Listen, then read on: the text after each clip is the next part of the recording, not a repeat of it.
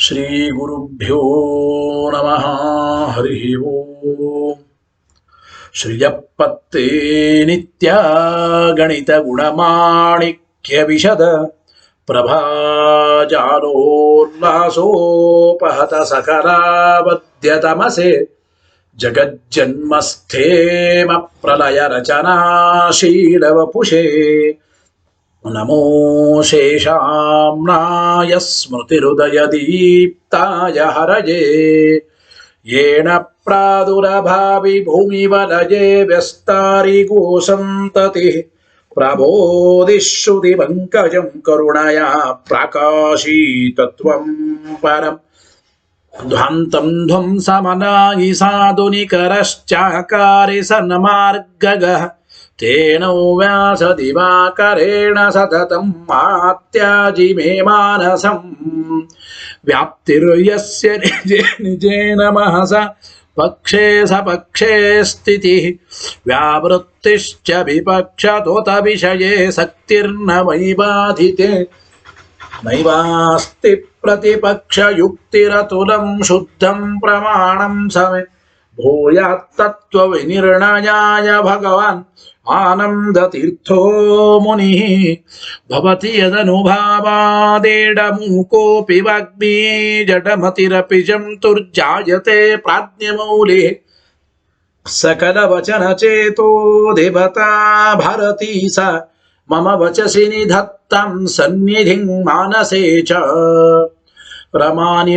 ರಮಾನಿವಾಸೋಚಿತವಾಸಭೂಮಿ ಸನ್ಯಾಯ ರತ್ನಾವಲಿ ಜನ್ಮಭೂಮಿ ವೈರಾಗ್ಯ ಭಾಗ್ಯೋ ಮಮ ಪದ್ಮನಾಭತೀರ್ಥಾಮೃತಾಬ್ಧಿರ್ಭವತಾದ್ವಿಭೂತ್ಯೈ ಪದವಾಕ್ಯ ಪ್ರಮಾಣಜ್ಞಾನ್ ಪ್ರತಿವಾದಿ ಮದಚ್ಛಿದ ಶ್ರೀಮದಕ್ಷೋಭ್ಯತೀರ್ಥಾಖ್ಯಾನುಪತಿಷ್ಠೆ ಗುರೂನ್ಮಮ ಶ್ರೀಮದಾನಂದತೀರ್ಥಾರ್ಯ ಸನ್ಮನಃ ಸರಸೇ ಭುವಿ ಅನುವ್ಯಾಖ್ಯಾನನಲಿನೇ ಚಂಚರೀಕತಿ ಮೇ ಮನಃ ನ ಶಬ್ದಾಬ್ದೌ ಗಾಢಾಃ ನ ಚ ನಿಗಮಚರ್ಚಾಸು ಚತುರಾಃ ನ ಚ ನ್ಯಾಯೇ ಪ್ರೌಢಾಃ ನ ಚ ವಿದಿತವೇದ್ಯಾ ಅಪಿ ವಯಂ ಪರಂ ಶ್ರೀಮತ್ಪೂರ್ಣ ಪ್ರಮತಿ ಗುರುಕಾರುಣ್ಯ ಸರಣಿ ಪ್ರಪನ್ನಾಮಾನ್ಯಾಸ್ಮಃ ಕಿಮಪಿ ಚ ವದಂತೋಪಿ ಮಹತಾಂ ಭಗವತಾ ಬಾದರಾಯಣೇನ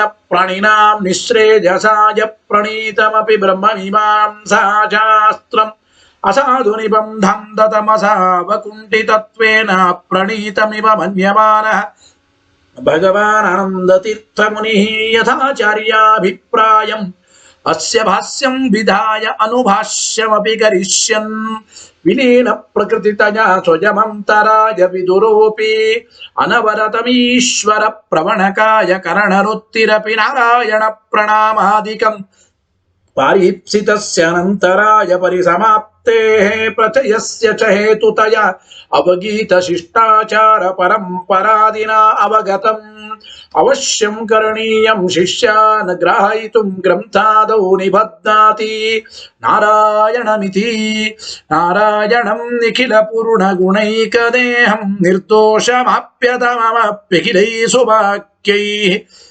ಅಸ್ಯೋದ್ಭವಾದಿದಮಶೇಷ ವಿಶೇಷತೋಪಿ ವಂದ್ಯಂ ಸದಾ ಪ್ರಿಯತಮಂ ಮಮ ಸನ್ನಮಾಮಿ ತಮೇವ ಶಾಸ್ತ್ರ ಪ್ರಭವಂ ಪ್ರಣಮ್ಯ ಜಗದ್ಗುರುಣಾಂ ಗುರುಮಂಜಸೈವ ವಿಶೇಷತೋ ಮೇ ಪರಮಾಖ್ಯ ವಿದ್ಯಾ ವ್ಯಾಖ್ಯಾಂ ಕರೋಮ್ಯನ್ವಪಿ ಚಾಹಮೇವ ಓಂ ಅಥಾತೋ ಬ್ರಹ್ಮ ಜಿಜ್ಞಾಸಾ ಓಂ ಶ್ರುತಿ ಕ್ಷೀರಾಬ್ಧಿಮಾಮಥ್ಯ ಧೀಮಂಧರಮಹೀಭೃತ ಪ್ರಾಪ್ತಾ ನ್ಯಾಯಸುಧಾಯೇನ ತಂ ಚ ಇಂದ್ರಮಹಂ ಭಜೆ ಬುಧೈರಪಿ ಸುದುರ್ಬೋಧೆ ಗ್ರಂಥೇ ಯನ್ಮಮ ಸಾಹಸಂ ತತ್ಪಾರಯಂತು ನಿಪುಣಾಃ ಗುರುಪಾದರಜಕ್ಕಣಾಃ ಲೌಕಿಕ ಫಲಂ ಲಕ್ಷಣಾಮೃತದೋಹಿನಿ ಗುರುವನುಗ್ರಹ ರೂಪಾಂ ತಾಂ ಕಾಮಧೇನುಮುಪಾಸ್ಮಯೇ ಮದ್ವೋಕ್ತಿರ್ದ್ವಿನದಿ ಜಯಾರ್ಯ ಶುಭವಾಕ್ ಸೂರ್ಯಾತ್ಮಜ ಸಂಗಮೆ ವ್ಯಾಖ್ಯಾ ಸ್ನಾನಮಹೋ ವಿಧಾಯ ನೃಹರೆ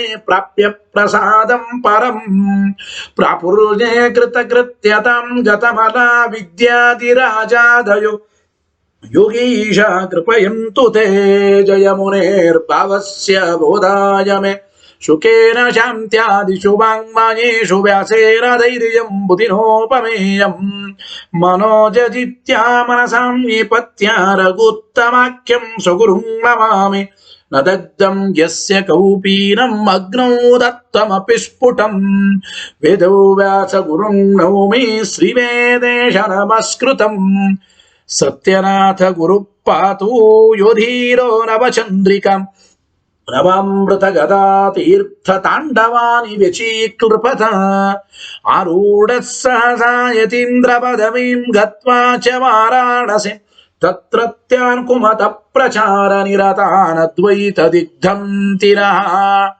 ಪ್ರೌಢಾರ್ಥೇ ವಚನೆ ಸುಯುಕ್ತಿ ಖಚಿತೈ ಸಂಭೀಷಯನ್ಮೋದಯನ್ ಸತ್ಯಧ್ಯಾನ ಸುಕೇಸರಿ ವಿಜಯತೆ ಪಾದಾಶಿತ ಶ್ರೀಪತೆ ಪ್ರಾವೋಚದ್ಯೋತಿಕಂ ನ್ಯಾಯ ಸುಧಾವಾಕ್ಯಾರ್ಥ ಚಂದ್ರಿಕಾ ಸತ್ಯ ಪ್ರಜ್ಞೆ ಗುರುರ್ದದ್ಯಾತ್ ಪ್ರಜ್ಞಾಂ ವೈದಾಂತಿಕೀಂ ಸದಾ ಬಂಧುಸ್ತ್ವಂ ಗುರುರಿಷ್ಟ ದೈವತಮಿತಿ ತ್ವತ್ಪಾದಪಂಕೇರುಹಂ ಪ್ರಾಪ್ತಂ ಮಾಂ ಪರಿಪಾಲನೇತಿ ಸತತಂ ಯಾಚೇ ನಿಬದ್ಧಾಂಜಲಿ ಚಿತ್ತಂ ಮದ್ಗುಣದೋಷ ಚಿಂತನ ವಿದೋ ನೂನಂ ಮನಾಕ್ಮಾಕೃತಾಃ ಸತ್ಯಾಭಿಜ್ಞ ಗುರೋಸ್ತ್ವದಂಗ್ರಿಯುಗಲಂ ಹಿತ್ವಾ ನಮೇ ಸದ್ಗತಿ ಸತ್ಯಾಭಿಜ್ಞ ಕರಾಬ್ಜೋತ್ಥಾನ್ ಪಂಚಾಶದ್ವರ್ಷ ಪೂಜಕಾನ್ ಸತ್ಯ ಪ್ರಮೋದ ತೀರ್ಥಾರ್ಯಾನ್ ನೌಮಿನ್ಯಾಯ ಸುಧಾರತಾನ್ ವೇದೇಶ ಮುನಿ ಸತ್ಪಾದ ಸೇವಾ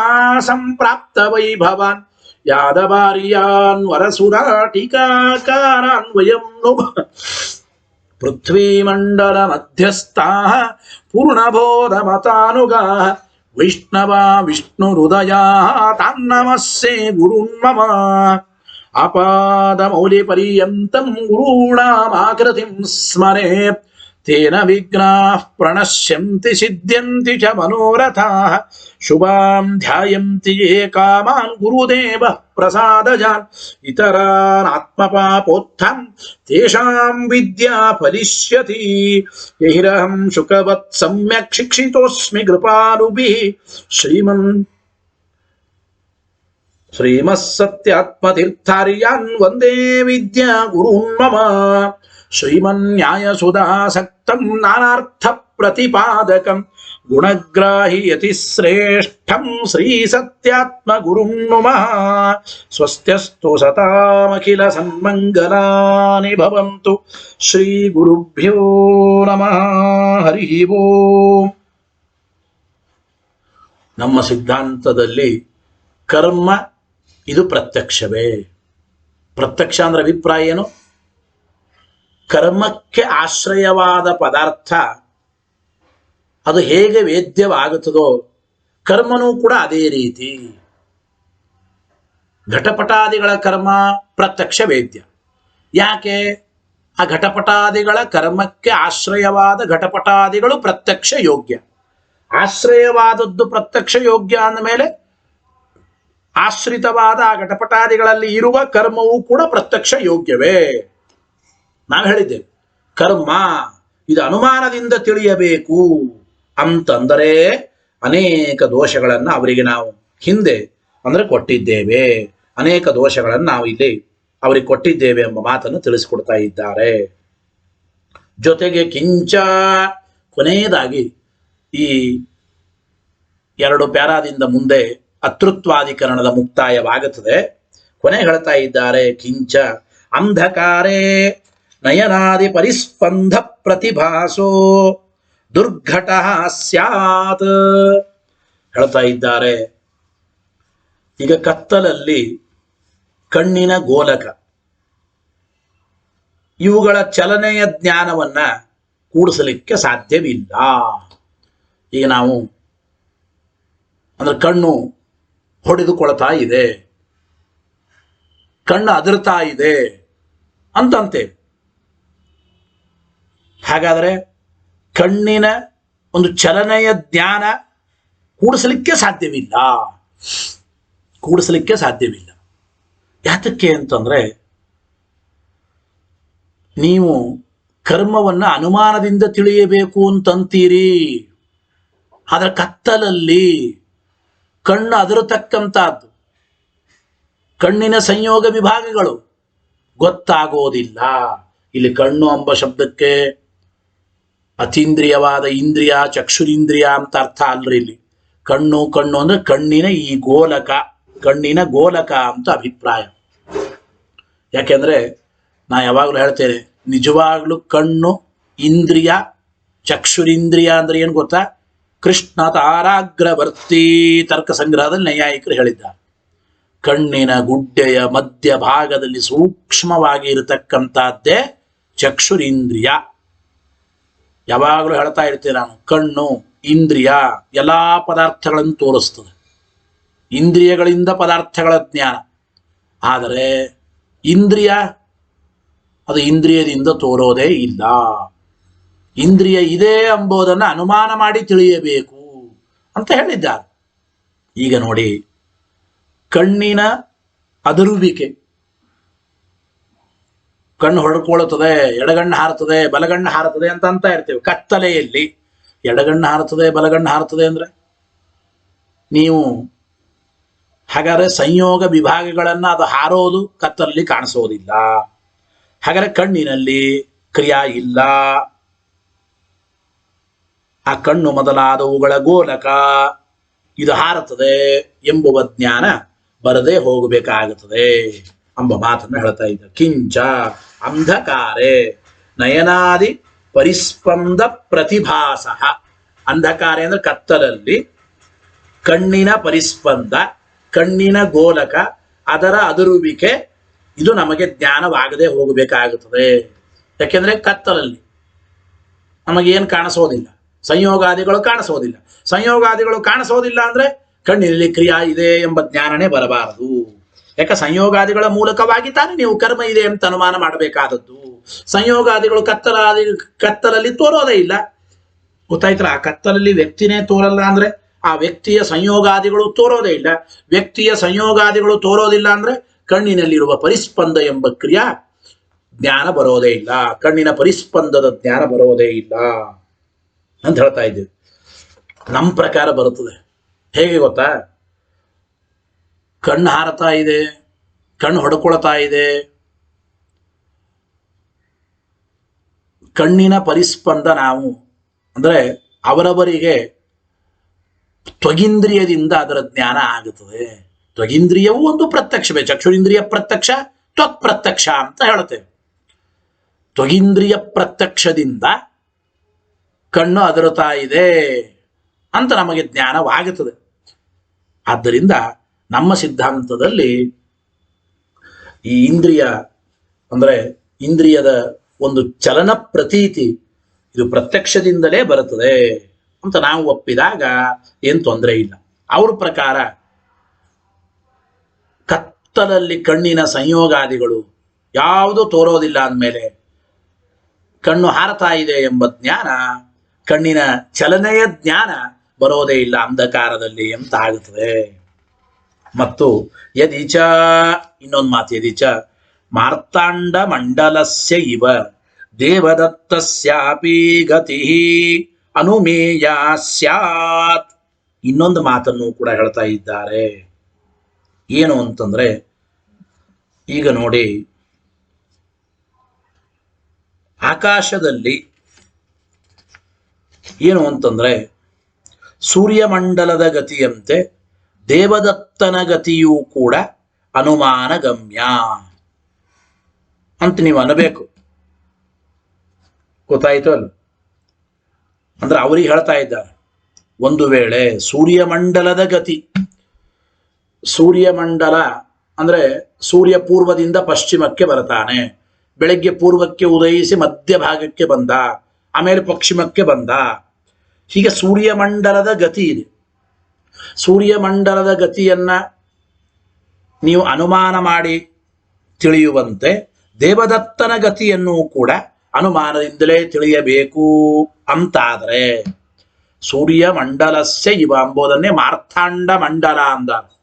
ಮಾರ್ಥಾಂಡ ಮಂಡಲ ಅಂದ್ರೆ ಸೂರ್ಯಮಂಡಲವೇ. ಸೂರ್ಯನ ಮಂಡಲದಂತೆ ಅಂದ್ರೆ ಸೂರ್ಯಮಂಡಲದ ಗತಿ ಅಂತ ಇಟ್ಕೋಬೇಕು. ಸೂರ್ಯಮಂಡಲದ ಗತಿ, ಗಮನ, ಚಲನವಲನ ಕ್ರಿಯೆ.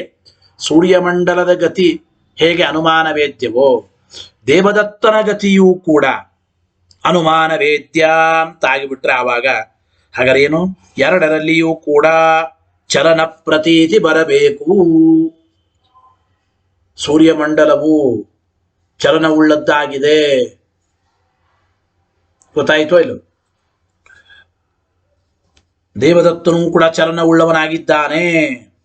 ಎರಡು ಕಡೆಗೂ ಕೂಡ ಆ ಚಲನ ಪ್ರತೀತಿ ಬರಬೇಕಾಗುತ್ತದೆ. ಎರಡು ಕಡೆಗೂ ಕೂಡ ಚಲನ ಎಂಬ ಪ್ರತೀತಿ ಬರಬೇಕಾಗುತ್ತದೆ ಎಂಬ ಮಾತನ್ನ ಇಲ್ಲಿ ಅಂದ್ರೆ ತಿಳಿಸಿಕೊಡ್ತಾ ಇದ್ದಾರೆ ಅಂತ ಹೇಳ್ತಾ ಇದ್ದಾರೆ. ಗೊತ್ತಾಯ್ತಲ್ಲ? ಹಾಗೆ ಬರೋದಿಲ್ಲ ವಸ್ತುತ. ಎರಡು ಕಡೆಗೂ ಕೂಡ ಚಲನ ಪ್ರತೀತಿ, ಚಲತಿ ಎಂಬ ಜ್ಞಾನ ಬರೋದಿಲ್ಲ ಅಂತ ಹೇಳಬೇಕಾಗುತ್ತದೆ. ಅಥವಾ ಇನ್ನೊಂದು ರೀತಿ ಗೊತ್ತಾಯ್ತಾ, ತದಾ ಉಭಯತ್ರಾಪಿ ಚಲನ ಪ್ರತ್ಯಯ ಸ್ಯಾತ್ ನವಾ ಕುತ್ರಚಿತ. ಇಲ್ಲ, ಎರಡೂ ಕಡೆಗೂ ಚಲನ ಪ್ರತೀತಿ ಬರದೇ ಇರಬೇಕಾದೀತು ಅಂತ ಅಂದ್ರೆ ಇಷ್ಟೇನೆ. ಸೂರ್ಯಮಂಡಲದ ಗತಿ ಅನುಮೇಯವಾದರೆ, ಸೂರ್ಯಮಂಡಲದ ಗತಿ ಹೇಗೆ ಅನುಮಾನದಿಂದ ತಿಳಿಯುತ್ತೇವೋ, ದೇವದತ್ತನಲ್ಲಿರುವ ಗತಿಯೂ ಕೂಡ ಅನುಮಾನದಿಂದಲೇ ತಿಳಿಯಬೇಕು ಅಂತ ಅವರಂದ್ರು. ಅದಕ್ಕೆ ನಾವೇನ್ ಅಂದ್ವಿ, ಎರಡನ್ನೇ ಹೇಳ್ತಾ ಇದ್ವಿ ಅವರಿಗೆ. ಹಾಗಾದ್ರೆ ಸೂರ್ಯಮಂಡಲದಲ್ಲಿ ಮತ್ತು ದೇವದತ್ತನ ಎರಡು ಕಡೆಗೂ ಚಲನ ಪ್ರತೀತಿ ಬರಬೇಕು ಅಂತ ನಾವಂದ್ವಿ. ಇಷ್ಟು ಮಾತ್ರ ಅಲ್ಲ, ಎರಡು ಕಡೆಗೂ ಕೂಡ ಅಂದ್ರೆ ಒಂದು ಕಡೆ ಚಲನ ಪ್ರತೀತಿ ಬರಲ್ಲ ಅಂದ್ರೆ ಎರಡೂ ಕಡೆ ಬರೋದು ಬೇಡ ಅಂತ ನಮ್ಮ ಅಭಿಪ್ರಾಯ. ಗೊತ್ತಾಯಿತು ಇಲ್ಲ? ಸಂಯೋಗ ವಿಭಾಗಗಳಿಂದ ಸೂರ್ಯಮಂಡಲದ ಗತಿಯನ್ನ ಅನುಮಾನ ಮಾಡಿ ತಿಳಿಯೋದಾದ್ರೆ, ಅದೇ ರೀತಿ ದೇವದತ್ತನ ಕ್ರಿಯಾನೂ ಕೂಡ ಸಂಯೋಗ ವಿಭಾಗಗಳಿಂದಲೇ ಅನುಮಾನ ಮಾಡಿ ತಿಳಿಯಬೇಕು. ಅಂದ್ರೆ ಹಾಗಾದ್ರೆ ಎರಡೂ ಕಡೆ ಗತಿ ಬರಲಿ, ಎರಡೂ ಕಡೆ ಚಲನ ಪ್ರತೀತಿ ಬರಲಿ, ಎರಡೂ ಕಡೆಗೂ ಅಥವಾ ಒಂದು ಕಡೆ ಚಲತಿ ಅಂತ ಪ್ರತೀತಿ ಬರಲ್ಲ ಅಂದ್ರೆ ದೇವದತ್ತನ ಗತಿಯಲ್ಲಿಯೂ ಕೂಡ ಚಲತಿ ಎಂಬ ಪ್ರತೀತಿ ಬರೋದು ಬೇಡ. ನವಾ ಕುತ್ರಚಿತ, ಯಾಕೆ? ವಿಶೇಷ ಕಾರಣಾಭಾವಾತ್ ಎಂಬ ಮಾತನ್ನು ಹೇಳ್ತಾ ಇದ್ದಾರೆ. ಅಂದ್ರೆ ಸೂರ್ಯನ ಗತಿಯ ಬಗ್ಗೆ ಪ್ರತೀತಿ ಬರೋದಿಲ್ಲ, ದೇವದತ್ತನ ಗತಿಯ ಬಗ್ಗೆ ಮಾತ್ರ ಪ್ರತೀತಿ ಬರ್ತದೆ ಎಂಬುದಕ್ಕೆ ವಿಶೇಷ ಕಾರಣ ಏನಿದೆ? ಟೀಕರೇ ಕೇಳ್ತಾ ಇದ್ದ ನೋಡಿ. ಸಂಯೋಗ ವಿಭಾಗಗಳಿಂದ ಈ ದೇವದತ್ತನ ಪೂರ್ವ ದೇಶದ ವಿಭಾಗ, ಉತ್ತರ ದೇಶದ ಸಂಯೋಗ, ಪೂರ್ವ ದೇಶದ ವಿಭಾಗ, ಉತ್ತರ ದೇಶದ ಸಂಯೋಗ ಎಂಬ ಕಾರ್ಯಗಳಿಂದ ದೇವದತ್ತನ ಗತಿ ಇದು ಅನುಮಾನ ಮಾಡಿ ತಿಳಿಯುತ್ತೇವೆ. ದೇವದತ್ತ ಚಲತಿ ಅಂತ ಜ್ಞಾನ ಬರುತ್ತದೆ ಎಂಬುದಾದ್ರೆ ಸೂರ್ಯಮಂಡಲದ ಗತಿಯನ್ನು ಅನುಮಾನದಿಂದ ತಿಳಿಯಬೇಕು. ಸೂರ್ಯಮಂಡಲದ ಗತಿಯ ವಿಚಾರದಲ್ಲಿಯೂ ಕೂಡ ಸೂರ್ಯಮಂಡಲಂ ಚಲತಿ ಅಂತ ಪ್ರತೀತಿ ಬರಲಿ ಅಂತ ನಾವು ಪ್ರತೀತಿ ಬರಲಿ. ಎರಡು ಕಡೆಗೂ ದೇವದತ್ತ ಚಲತಿ ಅಂತ ಹೆಂಗ್ ಪ್ರತೀತಿ ಬರ್ತದೆ, ಸೂರ್ಯಮಂಡಲಂ ಅಪಿ ಚಲತಿ ಅಂತ ಪ್ರತೀತಿ ಬರಲಿ. ಇಲ್ರಿ, ಸೂರ್ಯಮಂಡಲ ಇದು ಚಲತಿ ಎಂಬ ಪ್ರತೀತಿಗೆ ವಿಷಯವಾಗುವುದಿಲ್ಲ, ಸೂರ್ಯಮಂಡಲದಲ್ಲಿ ಚಲತಿ ಎಂಬ ಪ್ರತೀತಿ ಬರೋದಿಲ್ಲ ಅಂತಂಬೋದು. ಹಾಗಾದರೆ ದೇವದತ್ತನ ಗತಿಯಲ್ಲಿಯೂ ಕೂಡ ದೇವದತ್ತ ಚಲತಿ ಅಂತ ಅದೂ ಪ್ರತೀತಿ ಬರಬಾರದು. ಒಂದು ವೇಳೆ ದೇವದತ್ತನ ಗತಿಯನ್ನು ನೋಡಿ ಅಂದ್ರೆ ದೇವದತ್ತನ ಗತಿಯ ವಿಷಯದಲ್ಲಿ ಚಲತಿ ಅಂತ ಪ್ರತೀತಿ ಬರೋದಾದ್ರೆ ಸೂರ್ಯಮಂಡಲದ ವಿಷಯದಲ್ಲಿಯೂ ಕೂಡ ಚಲತಿ ಅಂತ ಪ್ರತೀತಿ ಬರಲಿ. ಯಾಕೆ ಅಂದ್ರೆ ದೇವದತ್ತನ ಗತಿಗೆ ಪ್ರತೀತಿ ಇದೆ, ಚಲತಿ ಎಂಬ ಪ್ರತೀತಿ ಇದೆ. ದೇವದತ್ತನ ಗತಿಗೆ ಮಾತ್ರ ಚಲತಿ ಎಂಬ ಪ್ರತೀತಿ ಬರುತ್ತದೆ, ಸೂರ್ಯಮಂಡಲದ ಗತಿಗೆ ಮಾತ್ರ ಚಲತಿ ಎಂಬ ಪ್ರತೀತಿ ಬರೋದಿಲ್ಲ. ಏನು ಇದು ವಿಶೇಷ ಕಾರಣ? ಏನಿದೆ? ಏನಿಲ್ಲ. ವಿಶೇಷ ಕಾರಣಾಭಾವಾತ್, ಈ ರೀತಿ ಯಾವ ವಿಶೇಷ ಕಾರಣಗಳು ಕೂಡ ಇಲ್ಲ ಎಂಬ ಮಾತನ್ನು ಹೇಳ್ತಾ ಇದ್ದಾನೆ. ಯಾವ ವಿಶೇಷ ಕಾರಣಗಳು ಕೂಡ ಸರ್ವಥಾ ಇಲ್ಲ. ಅಂದರೆ ದೇವದತ್ತನ ಗತಿ ಹೇಗೆ ಚಲತಿ ಎಂಬ ಪ್ರತೀತಿಗೆ ವಿಷಯವಾಗಿದೆ, ಹಾಗೆ ಸೂರ್ಯಮಂಡಲದ ಗತಿಯು ಕೂಡ ಚಲತಿ ಎಂಬ ಪ್ರತೀತಿಗೆ ವಿಷಯವಾಗಬೇಕಾಗುತ್ತದೆ. ಅನುಮಾನ ವೇದ್ಯ ಗತಿ ಕ್ರಿಯಾ ಇದು ಅನುಮಾನ ವೇದ್ಯ ಅಂಬೋದಾದ್ರೆ ಅಂತ ನಮ್ಮ ಅಭಿಪ್ರಾಯ. ಇಷ್ಟು ಮಾತ್ರವಲ್ಲ, ಕೊನೆಯದಾಗಿ ಇನ್ನೊಂದು ವಿಚಾರವನ್ನು ಕೂಡ ಟೀಕಾಕೃತ್ಪಾದರು ಈ ಮುಂದಿನ ಪ್ಯಾರಾದಲ್ಲಿ ಪೂರ್ವ ಪಕ್ಷಿಗಳಿಗೆ ಹೇಳ್ತಾ ಇದ್ದಾರೆ. ಗತಿ ಇದು ಅನುಮಾನ ವೇದ್ಯ, ಕ್ರಿಯಾ ಕರ್ಮ, ಗತಿ ಕ್ರಿಯಾ ಕರ್ಮ ಮೂರು ಶಬ್ದಗಳು ಎಲ್ಲ ಒಂದೇ. ಅಂತೂ ಕ್ರಿಯಾ ಅಂಬೋದು ಕರ್ಮ ಅಂಬೋದು ಅನುಮಾನ ವೇದ್ಯ ಅಂದ್ರೆ ಇನ್ನೊಂದೇನಪ್ಪ ಅಂದ್ರ ಪಿಚ ಕರ್ಮ ಕಾರಣಾದೇವ ಸಂಯೋಗ ವಿಭಾಗ ಉತ್ಪತ್ತ್ಯುಪಪತ್ತವು ಕಿಂ ಮಧ್ಯೆ ಕರ್ಮ ಕಲ್ಪನಯ ಇತ್ಯರವಕ್ಲೃತ್ತಿರೇವ ಕರ್ಮಣ ಎಂಬ ಮಾತನ್ನು ಹೇಳ್ತಾ ಇದ್ದಾರೆ. ಏನಪ್ಪ ಅಂದ್ರೆ ಕರ್ಮ ಎಂಬ ಕಾರಣದಿಂದಲೇನೆ ಸಂಯೋಗ ವಿಭಾಗಗಳ ಉತ್ಪತ್ತಿಯನ್ನು ಕೂಡಿಸಲಿಕ್ಕೆ ಬರ್ತಾ ಇರುವಾಗ ಮಧ್ಯದಲ್ಲಿ ಮತ್ತೆ ಒಂದು ಅತೀಂದ್ರಿಯವಾದ ಕರ್ಮ ಅಂತ ಯಾಕೆ ಒಪ್ಪಬೇಕು ಅಂತ ನಾವು ಕೇಳ್ತಾ ಇದ್ದೇವೆ. ಗೊತ್ತಾಯ್ತೋ ಇದು? ಈಗೇನು ಶೇನ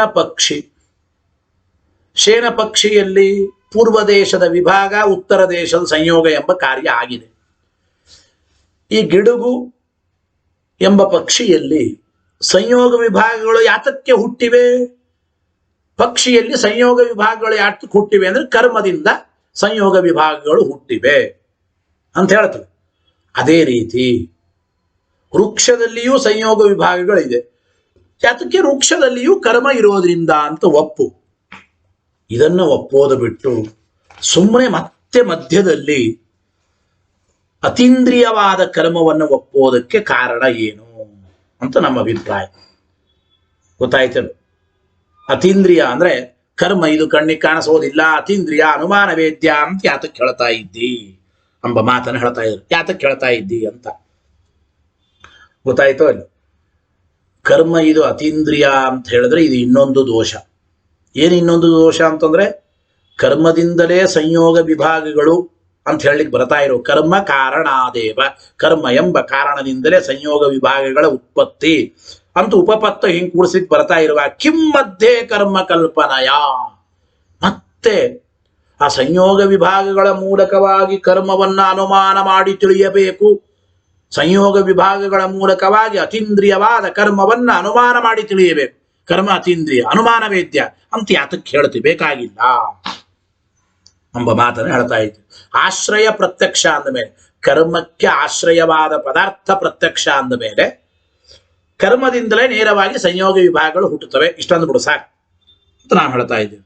ಆದ್ದರಿಂದ ಸುಮ್ಮನೆ ನೀನು ಆ ಮತ್ತೆ ಸಂಯೋಗ ವಿಭಾಗಗಳಿಂದ ಕರ್ಮವನ್ನ ಅನುಮಾನ ಮಾಡಿ ತಿಳಿಯಬೇಕು, ಕರ್ಮ ಅತೀಂದ್ರಿಯ ಅಂತ ಅನಬೇಡ ಎಂಬ ಮಾತನ್ನು ಹೇಳ್ತಾ ಇದ್ದ. ಇನ್ನು ಜೊತೆಗೆ ಇನ್ನೊಂದು ಇಲ್ಲಿ ವಿಷಯ ಬರೋದು ಅಂದ್ರೆ ಕರ್ಮರೂಪ ಕಾರಣದಿಂದ ಸಂಯೋಗ ವಿಭಾಗಗಳ ಉತ್ಪತ್ತಿ, ಇದನ್ನ ತಿಳಿಯುತ್ತೇವೆ ಅಂದ್ರು. ಇಲ್ಲಿ ಕರ್ಮಕ್ಕೆ ಕಾರಣ ಯಾವುದು ಅಂದ್ರೆ ಒಂದು ನಿಯಮ. ಕರ್ಮಕ್ಕೆ ಕಾರಣ ಮತ್ತೆ ಸಂಯೋಗ, ವಿಶೇಷ, ಗುರುತ್ವ, ದ್ರವತ್ವ, ವೇಗ ಈ ಎಲ್ಲ ಗುಣಗಳು ಎಂಬ ಮಾತನ್ನು ಹೇಳ್ತಾ ಇದ್ದಾರೆ. ಒಂದೊಂದರಲ್ಲಿರುವ ಕರ್ಮಕ್ಕೆ ಒಂದೊಂದು ಕಾರಣ. ಈ ವಾಕ್ಯದಲ್ಲಿ ಇಲ್ಲ, ವಿಷಯ ತಿಳಿದು ಆ ವಾಕ್ಯವನ್ನು ಮತ್ತೆ ಮುಂದೆ ಹೋಗೋಣ.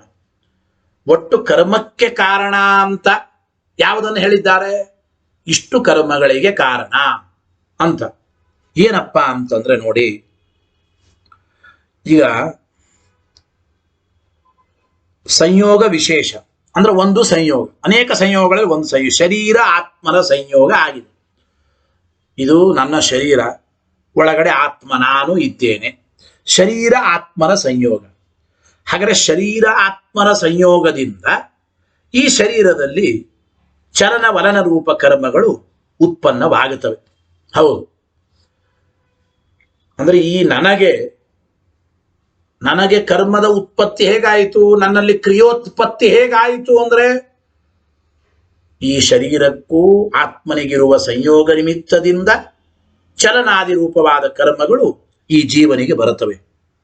ಹಾಗಾದ್ರೆ ನೋಡಿ, ಸಂಯೋಗದಿಂದ ಕರ್ಮದ ಉತ್ಪತ್ತಿಯಲ್ಲಿ ಈ ಶರೀರದಲ್ಲಿ ಈ ಜೀವನಿಗೆ, ಯಾವುದರ ಸಂಯೋಗದಿಂದ ಈ ಜೀವನಿಗೆ ಶರೀರದಲ್ಲಿ ಕರ್ಮದ ಉತ್ಪತ್ತಿ ಅಂದ್ರೆ ಈ ಶರೀರಕ್ಕೂ ಆತ್ಮನಿಗೂ ಇರುವ ಸಂಯೋಗದಿಂದ, ಶರೀರಕ್ಕೂ ಆತ್ಮನಿಗೂ ಇರುವ ಸಂಯೋಗದಿಂದ ಈ ಶರೀರದಲ್ಲಿ ಚಲನವಲನ ರೂಪವಾದ ಕರ್ಮಗಳ ಉತ್ಪತ್ತಿ ಆಗುತ್ತದೆ. ಸಂಯೋಗದಿಂದ ಕರ್ಮದ ಉತ್ಪತ್ತಿಗೆ ಒಂದು ದೃಷ್ಟಾಂತ.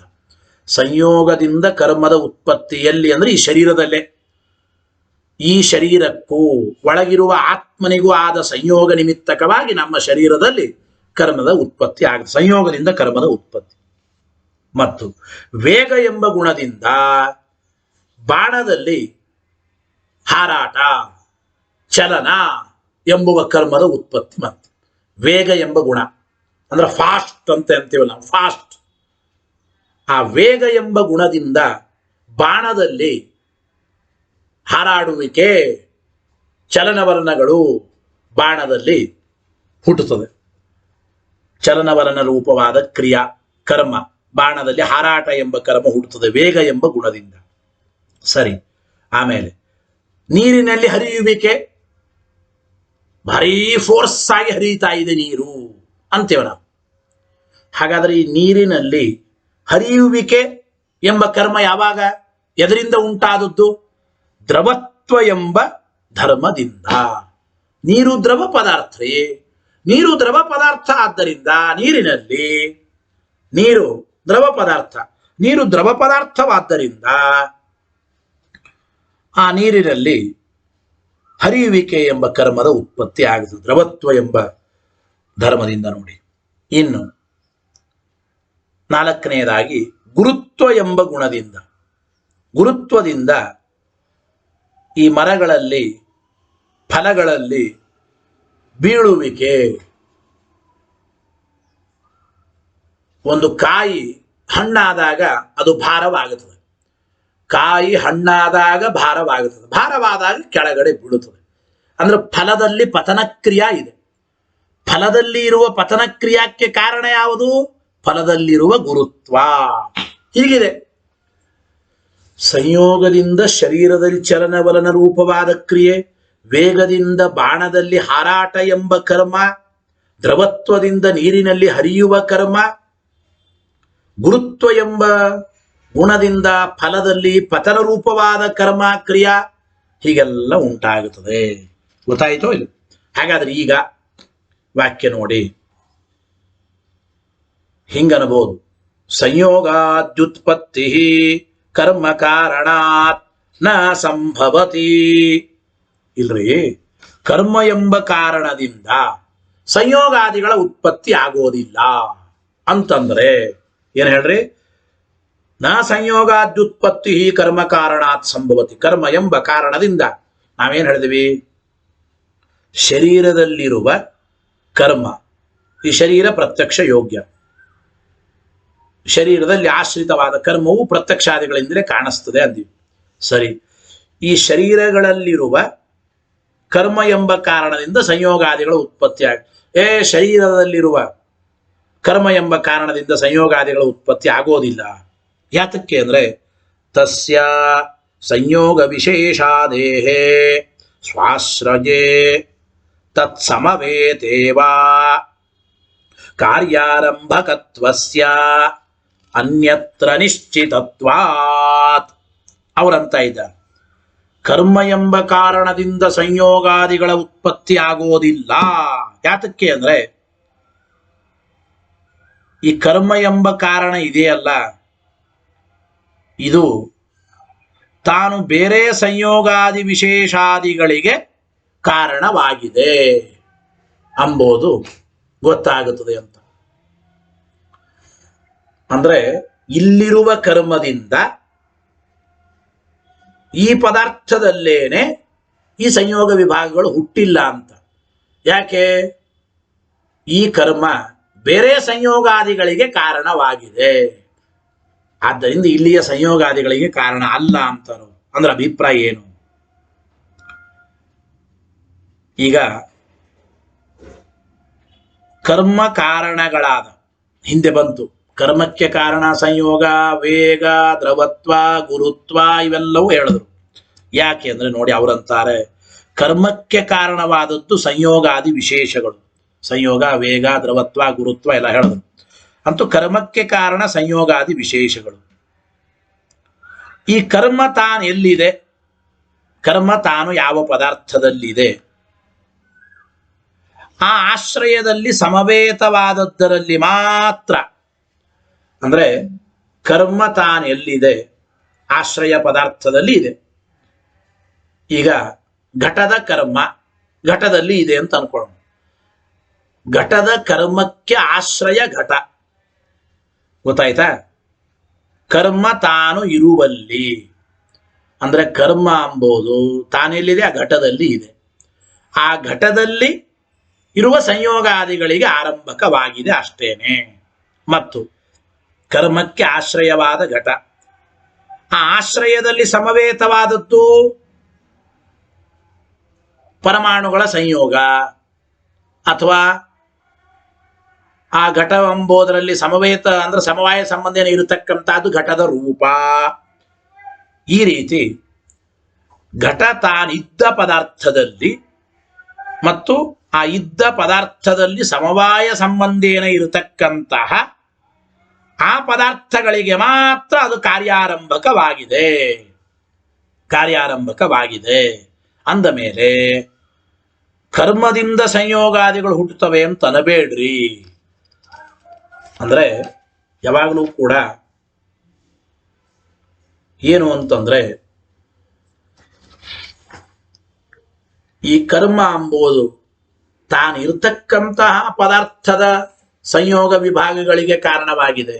ತಾನಿರ್ತಕ್ಕಂತಹ ಪದಾರ್ಥದಲ್ಲಿ ಸಮವಾಯ ಸಂಬಂಧೇನ ಇರತಕ್ಕಂಥ ಆ ಪದಾರ್ಥಗಳ ಸಂಯೋಗಾದಿಗಳಿಗೆ ಕಾರಣವಾಗಿದೆ ಅಂತ ಹೇಳ್ತಾ ಇದ್ದೀವಿ. ಅಂದ ಮೇಲೆ ಈ ಕರ್ಮ ಎಂಬ ಕಾರಣದಿಂದ ಸಂಯೋಗಾದಿಗಳ ಉತ್ಪತ್ತಿ ಆಗೋದಿಲ್ಲ. ಕರ್ಮ ಎಂಬುದು ಬೇರೆದಕ್ಕೆ ಕಾರಣವಾಗಿದೆ ಅಂತ ಅವರ ಅಭಿಪ್ರಾಯ. ಗೊತ್ತಾಯಿತೋ ಇಲ್ಲ? ಎಲ್ಲಿ ಬೇರೆದಕ್ಕೆ ಅಂದ್ರೆ ತಸ್ಯ ಕರ್ಮಕ್ಕೆ ತಸ್ಯ ಸಂಯೋಗಾದಿ ವಿಶೇಷಾದೇಹನ್ರಿ, ಆ ಸಂಯೋಗಾದಿ ವಿಶೇಷಾದಿಗಳಿಗೆ ಕಾರಣವಾಗಿದೆ ಯಾವುದು? ಕರ್ಮ. ಎಲ್ಲಿಯ ಸಂಯೋಗಾದಿ ವಿಶೇಷಾದಿಗಳಿಗೆ ಅಂದ್ರೆ ಸ್ವಾಶ್ರಯೇ, ತನಗೆ ಆಶ್ರಯವಾದದ್ದರಲ್ಲಿರುವ ಸಂಯೋಗಾದಿಗಳು. ಅಥವಾ ತತ್ಸಮವೇತೇವ, ಕರ್ಮಕ್ಕೆ ಆಶ್ರಯವಾದ ಪದಾರ್ಥಗಳಲ್ಲಿ ಸಮವಾಯ ಸಂಬಂಧೇನ ಇರತಕ್ಕಂತಹ ಪದಾರ್ಥದಲ್ಲಿ ತತ್ಸಮವೇತೆ ಅಂದ್ರೆ ಅವುಗಳಿಗೆ ಕಾರ್ಯಾರಂಭಕತ್ವಸ್ಯ ಅನ್ಯತ್ರ ನಿಶ್ಚಿತತ್ವ, ಅವು ಕಾರ್ಯಾರಂಭಕವಾಗಿವೆ ಅಂದ್ರು. ಈಗ ಶರೀರಾತ್ಮ ಸಂಯೋಗೋ ಹಿ ಶರೀರ ಕರ್ಮ ಕಾರಣಂ ಎಂಬ ಮಾತನ್ನು ಇಲ್ಲಿ ಹೇಳ್ತಾ ಇದ್ದಾನೆ. ಏನು ಅಂತಂದ್ರೆ, ಒಂದು ಸಂಯೋಗ, ಯಾವ ಸಂಯೋಗ? ಶರೀರ ಆತ್ಮರ ಸಂಯೋಗ ಅಂದ್ರೆ ಈ ಶರೀರ ಆತ್ಮರ ಸಂಯೋಗ ಎಂಬುದು ತನಗೆ ಆಶ್ರಯವಾದ ಶರೀರದ ಕರ್ಮಕ್ಕೆ ಕಾರಣ ಅಂತ ಪ್ರಸಿದ್ಧ. ಅಂದ್ರೆ ನೋಡಿ, ಶರೀರಕ್ಕೂ ಆತ್ಮನಿಗೂ ಸಂಯೋಗವಾಗಿದೆ. ಈ ಶರೀರಕ್ಕೂ ಆತ್ಮನಿಗಿರತಕ್ಕಂಥ ಸಂಯೋಗ ಯಾವ ಕರ್ಮಕ್ಕೆ ಕಾರಣ? ಇದು ಶರೀರದ ಕರ್ಮಕ್ಕೆ ಕಾರಣ. ಶರೀರದಲ್ಲಿ ಏನು ಕರ್ಮ ಉಂಟಾಗುತ್ತದೆ, ಈ ಶರೀರದಲ್ಲಿ ಉಂಟಾಗುವ ಕರ್ಮಕ್ಕೆ ಕಾರಣ ಯಾವುದು ಅಂದ್ರೆ ಈ ಶರೀರ ಆತ್ಮರ ಸಂಯೋಗ. ಇದು ಪ್ರಸಿದ್ಧ. ಆದರೆ ಆ ಶರೀರ ಆತ್ಮರ ಸಂಯೋಗದಿಂದ ಈ ಕರ್ಮದಿಂದ ಉಂಟಾಗಿ ಬೇಕಾಗಿರತಕ್ಕಂಥ ಶರೀರ ಆಕಾಶ ದೇಶದ ಸಂಯೋಗ ವಿಭಾಗಗಳು ಹೇಗೆ ಆಗುವುದಕ್ಕೆ ಸಾಧ್ಯ ಅಂತ ಅಭಿಪ್ರಾಯ. ಅಂದ್ರೆ ಏನ್ ಹೇಳ್ತಾ ಇದ್ದಾರೆ ನೋಡಿ ಎಷ್ಟು ಚೆನ್ನಾಗಿ. ಅಂದ್ರೆ ಶರೀರಕ್ಕೂ ಆತ್ಮನಿಗಿರತಕ್ಕಂತಹ ಸಂಯೋಗ ಶರೀರದ ಕರ್ಮಕ್ಕೆ ಕಾರಣನೇ ಹೊರತು ಶರೀರದ ಕರ್ಮಕ್ಕೆ ಕಾರಣ. ಆದರೆ ಶರೀರ ಆಕಾಶಕ್ಕೂ ಆಗತಕ್ಕಂಥ ಸಂಯೋಗ ವಿಭಾಗಗಳಿಗೆ ಅದು ಹೇಗೆ ಕಾರಣ ಆಗುತ್ತದೆ ಅಂತ ಪ್ರಶ್ನೆ. ಈ ವಾಕ್ಯ ನೋಡಿ, ಶರೀರ ಆತ್ಮ ಸಂಯೋಗೋ ಹಿ ಶರೀರ ಕರ್ಮ ಕಾರಣಂ ಎಂಬ ಮಾತನ್ನು ಹೇಳ್ತಾ ಇದ್ದ. ಶರೀರಕ್ಕೂ ಆತ್ಮನಿಗೂ ಇರತಕ್ಕಂಥ ಸಂಯೋಗದಿಂದ ಎಲ್ಲಿ ಹೋಯ್ತದು? ಶರೀರಕ್ಕೂ ಆತ್ಮನಿಗೂ ಸಂಯೋಗ. ಈ ಶರೀರಕ್ಕೂ ಆತ್ಮನಿಗಿರತಕ್ಕಂಥ ಸಂಯೋಗ ತನಗೆ ಆಶ್ರಯವಾದ, ಅಂದ್ರೆ ಶರೀರ ಆತ್ಮರ ಸಂಯೋಗಕ್ಕೆ ಆಶ್ರಯ ಯಾವುದು? ಈ ಶರೀರವೇ. ಹಾಗಾದ್ರೆ ಶರೀರದ ಕರ್ಮಕ್ಕೆ ಕಾರಣ ಶರೀರ ಆತ್ಮರ ಸಂಯೋಗ. ತಸ್ಯ ಎಲ್ಲಿ ಹೋಯ್ತದು? ಇಲ್ಲಿ ಶರೀರಾತ್ಮ ಸಂಯೋಗೋ ಹಿ ಶರೀರಾತ್ಮರ ಸಂಯೋಗ ಶರೀರದ ಕರ್ಮಕ್ಕೆ ಕಾರಣ ಅಂದಮೇಲೆ ತಸ್ಮಾ ಶರೀರದ ಕರ್ಮಕ್ಕೆ ಮಾತ್ರ ಕಾರಣ ಆಯಿತು. ಇದು ಪ್ರಸಿದ್ಧಿ. ಶರೀರ ಆತ್ಮರ ಸಂಯೋಗ ಎಂಬುದು ಶರೀರದ ಕರ್ಮಕ್ಕೆ ಕಾರಣ. ಅಂದ್ರೆ ಶರೀರ ಆತ್ಮರ ಸಂಯೋಗ ಆದಾಗ ಶರೀರದಲ್ಲಿ ಕರ್ಮ ಹುಡುತ್ತದೆ ಅನ್ಬೋದು. ಆದರೆ ಶರೀರ ಆಕಾಶದ ಸಂಯೋಗ ವಿಭಾಗಗಳು ಹುಟ್ಟೋದಕ್ಕೆ ಕಥಂ ಭವತಃ ಎಂಬ ಮಾತನ್ನು ಹೇಳ್ತಾ ಇದ್ದಾರೆ. ಗೊತ್ತಾಯಿತೋ ಇಲ್ಲ? ಅಂದರೆ ಈ ಕರ್ಮದಿಂದ ಉಂಟಾಗಬೇಕಾಗಿರತಕ್ಕಂತಹ ಶರೀರ ಆಕಾಶ ದೇಶದ ಸಂಯೋಗ ವಿಭಾಗಗಳು ಹೇಗೆ ಆಗುವುದಕ್ಕೆ ಸಾಧ್ಯ ಅಂತ ಅಭಿಪ್ರಾಯ. ಯಾಕೆಂದ್ರೆ ಶರೀರಾತ್ಮರ ಸಂಯೋಗಾಶ್ರಯದಲ್ಲಿ, ಅಂದ್ರೆ ಶರೀರಕ್ಕೂ ಆತ್ಮಕ್ಕೂ ಇರತಕ್ಕಂಥ ಸಂಯೋಗ, ಆ ಸಂಯೋಗ ಎಲ್ಲಿದೆ? ಶರೀರದಲ್ಲಿ. ಶರೀರ ಆತ್ಮರ ಸಂಯೋಗಕ್ಕೆ ಆಶ್ರಯವಾದದ್ದು ಶರೀರ, ಅಥವಾ ಶರೀರದಲ್ಲಿ ಸಮವಾಯ ಸಂಬಂಧೇನ ಇರತಕ್ಕಂಥದ್ದು ಅದು ಸಂಯೋಗ. ಅದು ಎಲ್ಲಿದೆ? ಶರೀರದಲ್ಲೇ ಇದೆ, ಆಕಾಶದಲ್ಲಿ ಇಲ್ಲ. ಅಂದ ಮೇಲೆ ಶರೀರ ಆಕಾಶ ದೇಶದ ಸಂಯೋಗಗಳು ಶರೀರದ ಕರ್ಮದಿಂದ ಹುಟ್ಟೋದಕ್ಕೆ ಹೇಗೆ ಕಾರಣ ಅಂತ ಅವರ ಅಭಿಪ್ರಾಯ. ಗೊತ್ತಾಯ್ತಲ್ಲ, ಶರೀರದ ಕರ್ಮಗಳು ಕಾರಣ ಆಗುವುದು ಹೇಗೆ ಅಂತ. ಏವಂ ಅನ್ಯತ್ರಾಪಿ ದ್ರಷ್ಟವ್ಯಮಿತಿ, ಇದೇ ರೀತಿ ಬೇರೆ ಕಡೆನೂ ತಿಳ್ಕೋಬೇಕು ಅಂದ್ರು. ಹೇಗೆ ಒಂದು ದೃಷ್ಟ. ಏವಂ ಅನ್ಯತ್ರಾಪಿ ದ್ರಷ್ಟವ್ಯಂ, ಟೀಕಾರೆಯಿಂದ ಅದರ ಅರ್ಥ ಏನು ನಿಧಾನವಾಗಿ ನೋಡಿ.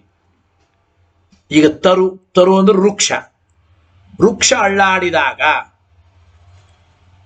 ಚಲನ ರೂಪವಾದ ಒಂದು ಕರ್ಮ ಹುಟ್ಟುತ್ತದೆ. ಹಾಗಾದ್ರೆ ವೃಕ್ಷದಲ್ಲಿರುವ ಚಲನ ರೂಪವಾದ ಕರ್ಮಕ್ಕೆ ಕಾರಣವಾದದ್ದು ಯಾವುದು? ಹಸ್ತತರು ಸಂಯೋಗ. ಕೈಯಿಂದ ಗಿಡವನ್ನ ನಾನು ಅಳ್ಳಾಡಿಸ್ತೇನೆ. ಕೈಯಿಂದ ಗಿಡವನ್ನ ಅಳ್ಳಾಡಿಸುವಾಗ ಆ ಗಿಡದಲ್ಲಿ ಅಳ್ಳಾಡಿಸುವಿಕೆ ಅಂದ್ರೆ ಗಿಡದಲ್ಲಿ ಒಂದು ಚಲನ ಎಂಬ ಕರ್ಮ ಬಂತು. ಗಿಡದಲ್ಲಿರುವ ಚಲನ ಎಂಬ ಕರ್ಮಕ್ಕೆ ಯಾವುದು ಕಾರಣ? ನಮ್ಮ ಕೈ ಮತ್ತು ಗಿಡದ ಸಂಯೋಗ ಏನಾಗಿದೆ ಆ ಸಂಯೋಗವೇ ಕಾರಣ. ಹಾಗಾದ್ರೆ ಹಸ್ತತರು ಸಂಯೋಗವೇ ಕಾರಣ ಅಂತ. ತರುವಿನಲ್ಲಿರುವ ವೃಕ್ಷದಲ್ಲಿರುವ ಕರ್ಮಕ್ಕೆ ಹಸ್ತತರು ಸಂಯೋಗವೇ ಕಾರಣ. ಗೊತ್ತಾಯ್ತಾ? ಮತ್ತು ತನಗೆ ಆಶ್ರಯವಾದ ಹಸ್ತದಲ್ಲಿ,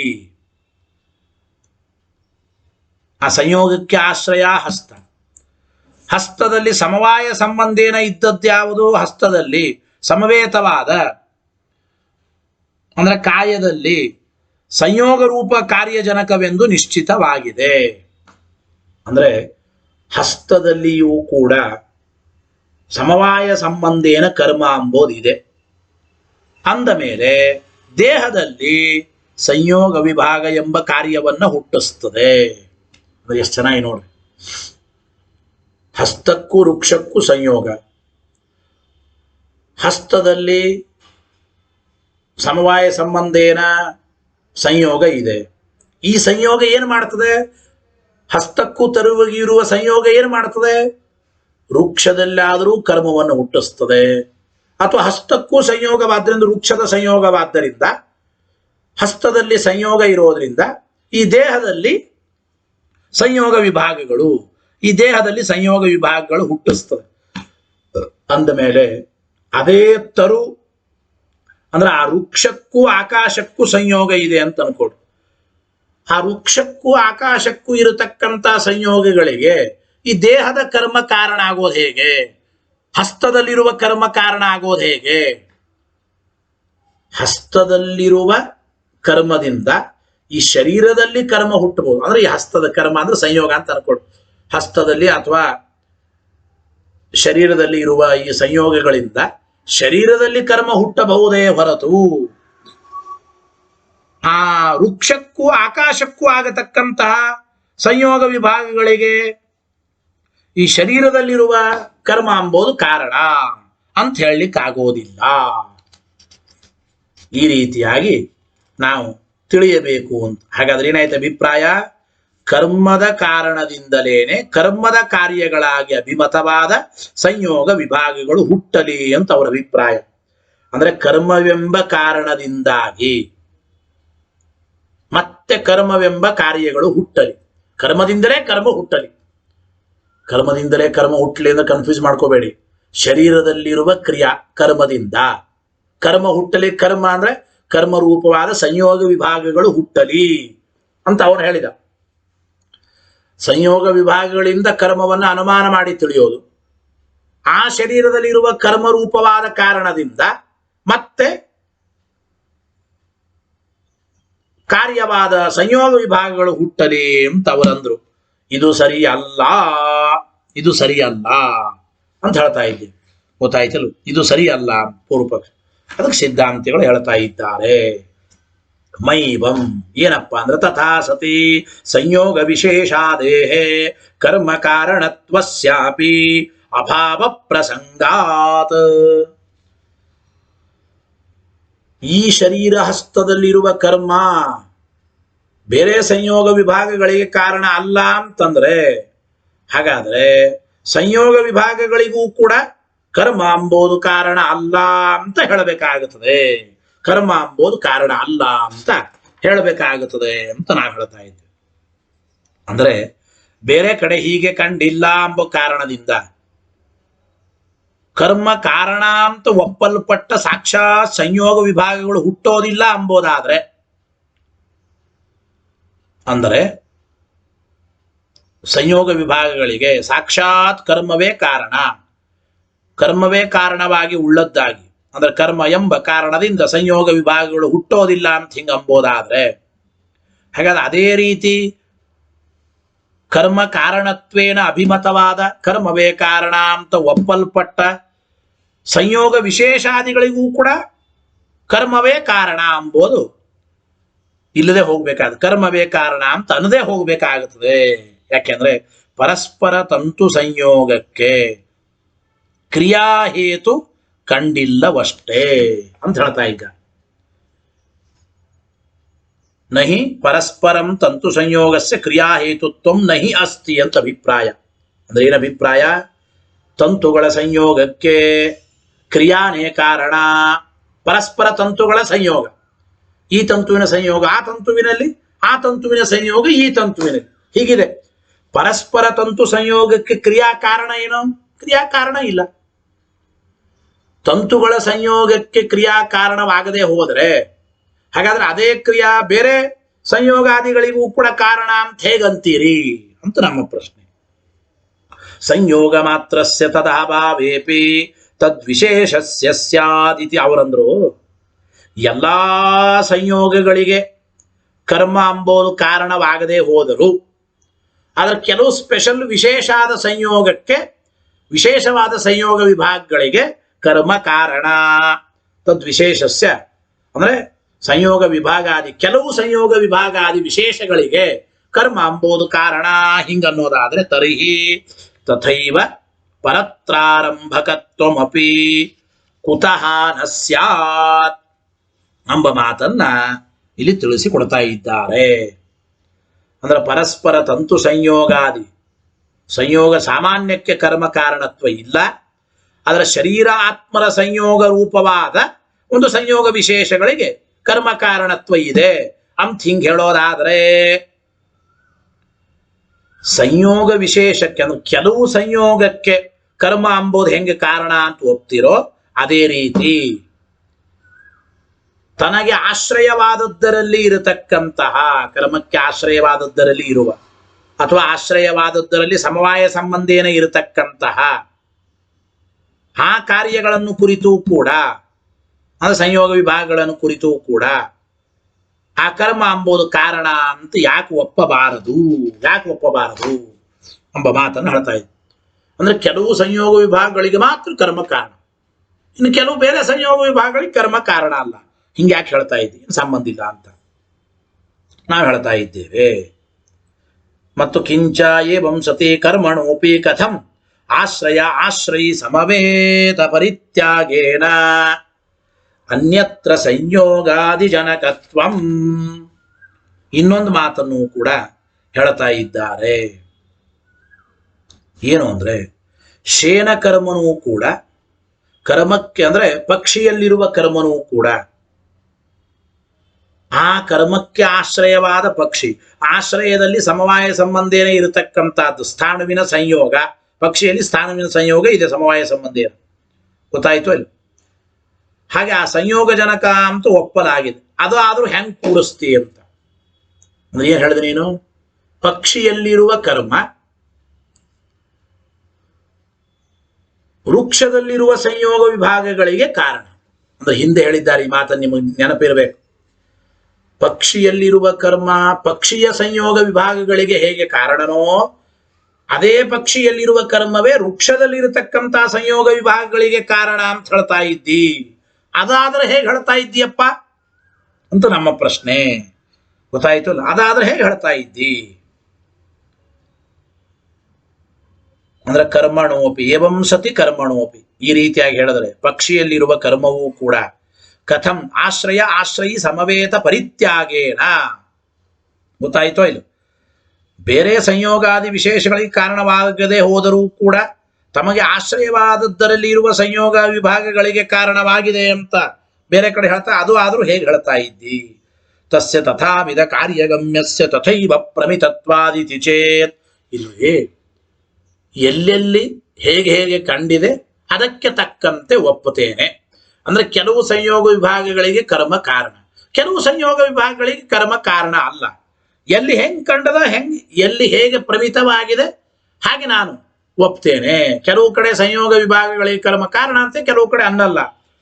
ಎಲ್ಲಿ ಹೇಗೆ ಪ್ರಮಿತವಾಗಿದೆ ಹಾಗೆ ಒಪ್ತೀನಿ ಅಂಬೋದಾದ್ರೆ ಕರ್ಮ ಕಾರಣಸ್ಯೈವ ಅಯಂ ಅವಾಂತರ ಭೇದಮಾಶ್ರಿತ್ಯ ಸ್ವಭಾವ ಕಲ್ಪ್ಯತಾ ಎಂಬ ಮಾತನ್ನ ತಿಳಿಸಿಕೊಡ್ತಾ ಇದ್ದಾರೆ. ಅಂದ್ರೆ ಅವರ ಅಭಿಪ್ರಾಯ ಏನು?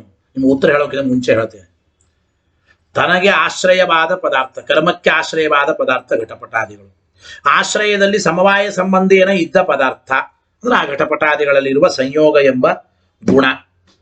ಗೊತ್ತಾಯ್ತು? ಈ ಕಾರ್ಯದಿಂದ ಕರ್ಮ ಇದನ್ನ ಅನುಮಾನ ಮಾಡಿ ತಿಳಿಯುತ್ತೇವೆ ಅಂತ ಅವರಂದ್ರು. ಈ ರೀತಿ ಕಾರ್ಯಜನಕತ್ವ ಪ್ರಮಿತವಾಗಿದೆ ಅಂದ್ರು. ಅಂದ್ರೆ ಕೆಲವು ಸಂಯೋಗ ವಿಭಾಗಗಳಿಗೆ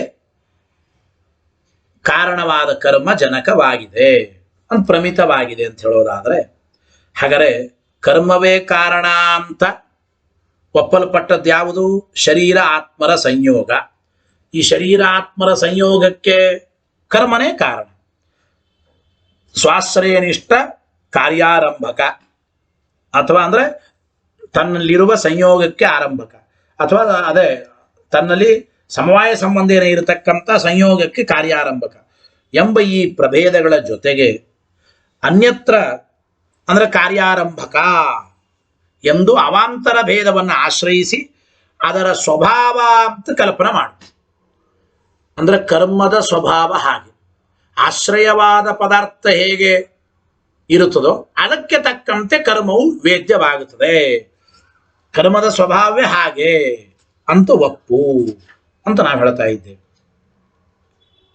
ಧರ್ಮಕಲ್ಪನಾತ್ ಖಲು ಧರ್ಮಿ ಕಲ್ಪನಾ ಗರೀಯಸಿ. ಗೊತ್ತಾಯ್ತೋ ಇದು? ಅಂದ್ರೆ ಅನೇಕ ಧರ್ಮಗಳನ್ನು ಒಪ್ಪಬಹುದು, ಆದ್ರೆ ಧರ್ಮಿಯನ್ನೇ ಕಲ್ಪನಾ ಮಾಡೋದು ಯುಕ್ತವಾದದ್ದಲ್ಲ ಅಂತ ಅಭಿಪ್ರಾಯ. ಅಂದ್ರೆ ಕ್ಲೃಪ್ತವಾದ ಕರ್ಮವು ಕಾರಣವಾಗಿದೆ ಎಂಬುದನ್ನು ಹೇಳಬೇಕು. ಗೊತ್ತಾಯ್ತು? ಕ್ಲೃಪ್ತವಾದ ಕರ್ಮ ಕಾರಣವಾಗಿದೆ ಎಂಬ ಧರ್ಮಿಯಲ್ಲಿ ಅನ್ಯತ್ರ ಕಾರ್ಯಾರಂಭಕತ್ವ ಎಂಬ ಧರ್ಮವನ್ನು ಮಾತ್ರ ಕಲ್ಪನೆ ಮಾಡಬೇಕು. ಅಂದ್ರೆ ಧರ್ಮಿಯಾದ ಕರ್ಮ ಕಾರಣತ್ವ ಇದು ಬೇರೆ ಕಡೆನೂ ಇದೆ. ಅಂದ್ರೆ ಅನ್ಯತ್ರ ಕಾರ್ಯಾರಂಭಕವಾಗಿದೆ ಎಂಬ ಧರ್ಮವನ್ನು ಮಾತ್ರ ನಮ್ಮ ಪಕ್ಷದಲ್ಲಿ ಕಲ್ಪನಾ ಮಾಡಬೇಕು. ನಿಮ್ಮ ಪಕ್ಷದಲ್ಲಿ ಕರ್ಮರೂಪ ಧರ್ಮಿಯನ್ನೇ ಕಲ್ಪನಾ ಮಾಡಿಬಿಟ್ರೆ ಧರ್ಮ ಕಲ್ಪನಾ ಮಾಡಬಹುದು, ಅದು ತೊಂದರೆ ಇಲ್ಲ, ಗೌರವ ಬರೋದಿಲ್ಲ. ಧರ್ಮಿಯನ್ನೇ ಕಲ್ಪನಾ ಮಾಡಿದ್ರೆ ಗೌರವ. ಅದಕ್ಕಾಗಿ ಇದ್ದ ಧರ್ಮಿಯನ್ನ ಇಟ್ಟುಕೊಂಡು ಧರ್ಮಗಳನ್ನು ಕಲ್ಪನಾ ಮಾಡಿದ್ರೆ ಯಾವ ತೊಂದರೆ ಇಲ್ಲ. ಧರ್ಮಿಯನ್ನೇ ಕಲ್ಪನಾ ಮಾಡಿಬಿಟ್ರೆ ಅದು ದೋಷಗ್ರಸ್ತವಾಗುತ್ತದೆ. ಆದ್ದರಿಂದ ನಿಮ್ಮ ಪ್ರಕಾರ ಕರ್ಮವೇ ಇಲ್ಲ ಎಂಬುವ ಪ್ರಸಂಗ ಬರಬೇಕಾಗುತ್ತದೆ. ಅನೇಕ ದೋಷಗಳಿರೋದ್ರಿಂದ ಪ್ರತ್ಯಕ್ಷಾಶ್ರಿತವಾದ ಕರ್ಮ ಇದು ಪ್ರತ್ಯಕ್ಷವೇ ಎಂಬ ವಿಚಾರ ಸಿದ್ಧವಾಯಿತು. ತಸ್ಮಾತ್ ಪ್ರತ್ಯಕ್ಷಾಶ್ರಿತಂ ಕರ್ಮ. ಈಗ ಕರ್ಮ ಯಾವುದನ್ನು ಆಶ್ರಯಿಸಿಕೊಂಡಿದೆ, ಆಶ್ರಯ ಪದಾರ್ಥ ಪ್ರತ್ಯಕ್ಷ ಯೋಗ್ಯ ಆಗಿದ್ರೆ ಕರ್ಮನು ಪ್ರತ್ಯಕ್ಷ ಯೋಗ್ಯ ಆಗುತ್ತದೆ. ಕೆಲವು ಸಲ ಕರ್ಮ ಎಂಬುದು ಅಂದ್ರೆ ಆ ಕರ್ಮಕ್ಕೆ ಆಶ್ರಯವಾದ ಪದಾರ್ಥ ಅತೀಂದ್ರಿಯವಾಗಿದ್ರೆ ಅವಾಗ ಕರ್ಮವೂ ಕೂಡ ಅತೀಂದ್ರಿಯ ಅಂತ ಅಂಬೋಣ. ಆದ್ದರಿಂದ ಪ್ರತ್ಯಕ್ಷಾಶ್ರಿತವಾದ ಕರ್ಮ ಇದು ಪ್ರತ್ಯಕ್ಷವೇ ಅಂತ ಹೇಳಲಿಕ್ಕೆ ಏನ್ ತೊಂದರೆ ಇಲ್ಲ ಎಂಬ ಮಾತನ್ನು ನಾವು ಹೇಳ್ತಾ ಇದ್ದೇವೆ. ಇತಿ ಶ್ರೀಮನ್ಯಾಯ ಸುಧಾಯ ಮತೃತ್ವಾಧಿಕರಣಂ ಶ್ರೀಕೃಷ್ಣಾರ್ಪಣಮಸ್ತು. ಹರಯೇ ನಮಃ. ಕ್ರಿಯಾ ಬಗ್ಗೆ ಗಲಾಟೆ ಮುಗಿಯಿತು. ನಾವು ಹೇಳಿದ್ದಿಷ್ಟೇನೆ. ಕರ್ಮದ ಸ್ವಭಾವ ಏನು ಅಂದ್ರೆ ತನಗೆ ಆಶ್ರಯವಾದ ಪದಾರ್ಥ ಹೇಗೆ ತೋರುತ್ತದೆ ಕರ್ಮವು ಹಾಗೆ ತೋರುತ್ತದೆ. ಕರ್ಮ ಇದು ಸರ್ವಥಾ ಅನುಮಾನದಿಂದ ಮಾತ್ರ ವೇದ್ಯ ಅಂತ ಅನ್ನಬೇಡ ಎಂಬ ಮಾತನ್ನು ಹೇಳಿದೆ. ಆದ್ದರಿಂದ ಚೇತನ ಪದಾರ್ಥಗಳಲ್ಲಿ ಆಗಲಿ ಜಡ ಪದಾರ್ಥಗಳಲ್ಲಿ ಆಗಲಿ ಆಯಾ ಆಶ್ರಯ ಪದಾರ್ಥದ ಸ್ವಭಾವಕ್ಕೆ ತಕ್ಕಂತೆ ಕರ್ಮವು ಕೂಡ ತೋರುತ್ತದೆ. ಪರಮಾತ್ಮನ ಕರ್ಮ ಇದು ಅನಾದಿ ನಿತ್ಯ ಎಂಬ ಮಾತನ್ನು ನಾವು ತಿಳಿಸಿಕೊಟ್ಟಿದ್ದೇವೆ. ಈ ರೀತಿ ಪರಮಾತ್ಮನ ಕ್ರಿಯೆಯ ಬಗ್ಗೆ ಹೇಳಿ ಮುಂದೆ ಗುಹಾಧಿಕರಣ ಅಂತ ಕರೆದಿದ್ದಾರೆ. 2 ಸೂತ್ರಗಳ ಒಂದು ವಿಚಾರ ಇದೆ. ನಾಳೆ ಮತ್ತೆ ನೇರವಾಗಿ ಶ್ರೀಮಠದಲ್ಲಿ ಆಚಾರ್ಯರು ಪಾಠವನ್ನು ಹೇಳುತ್ತೇನೆ ಅಂತ ಹೇಳಿದ್ದಾರೆ. ಶುಕ್ರವಾರ ನಾಳೆ ನೇರವಾಗಿ ಶ್ರೀಮಠದಲ್ಲೇ ನಾಳೆಯ ದಿವಸ ಗುಹಾಧಿಕರಣದ ಪಾಠವನ್ನು ನೋಡೋಣ ಅಂತ ಹೇಳ್ತಾ ಹರಯೇ ನಮಃ. ಶ್ರೀಕೃಷ್ಣಾರ್ಪಣಮಸ್ತು. ಅನೇನ ಭಾವಿಯತ್ ಪುಣ್ಯಂ ತದಾಪ್ನೋತು ಗುರುರ್ಮಮ. ಮಧ್ವೇಶಾರ್ಪಣಮಸ್ತು.